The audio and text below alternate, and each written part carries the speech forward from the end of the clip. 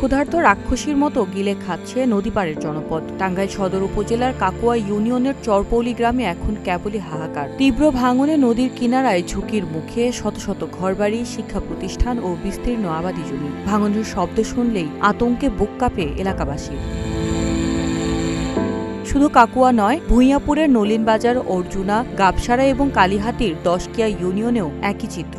যমুনার পেটে যাচ্ছে কৃষকের স্বপ্নের ফসল। স্থানীয়দের অভিযোগ, যমুনার নদী থেকে অবৈধভাবে বালু উত্তোলন করায় প্রতি বছর ভাঙনের তীব্রতা আরও বাড়ে। অনেক আবাদি জমি নষ্ট হয়ে গেছে, বাড়িঘর ছিল, বাড়িঘরগুলো ভেঙে গেছে। এখন তো রাস্তা দর হয়ে গেছে। আর রাস্তাটা মানে যদি মেরামত করে রাস্তায় কাজ করে সরকারে, তাহলে আমরা থাকা আমু। আর যদি রাস্তাটা না ঠিক আছে, তাহলে সরকার ভেঙে দেবো করে আমরা থাকার কোনো পাই নেই। ফসল যা আছে, যা করছে সব ভেঙে যেতেছে। আসতে পারলে বাড়িঘর নষ্ট হয়ে যাবো, মনে করে গোবানুর থানায় ক্ষতি হয়ে যাবো। ভাঙন রোধে কিছু এলাকায় জিও ব্যাগ ফেলেছে পানি উন্নয়ন বোর্ড, তবে স্থায়ী বাঁধের দাবি এলাকাবাসীর। আমরা আশা করি আমাদের এই নদী ভাঙ্গন রাজধানী সরকারের পক্ষ থেকে আমাদের এই বাঁধের কোনো ব্যবস্থা করবে।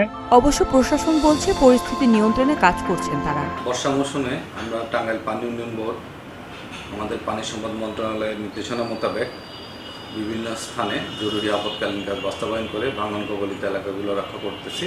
তার ধারাবাহিকতায় গোপালপুর উপজেলার নলিনবাজার, টাঙ্গাইল সদর উপজেলার চরপলি সহ প্রায় আমরা 20টি পয়েন্টে ইতিমধ্যে আমাদের মহাপরিচালক মহোদয়ের নির্দেশক্রমে আমরা কাজ বাস্তবায়ন শুরু করেছি। ইতিমধ্যে অনেক কাজ সমাপ্ত হয়ে গেছে, কিছু কাজ এখনো চলমান।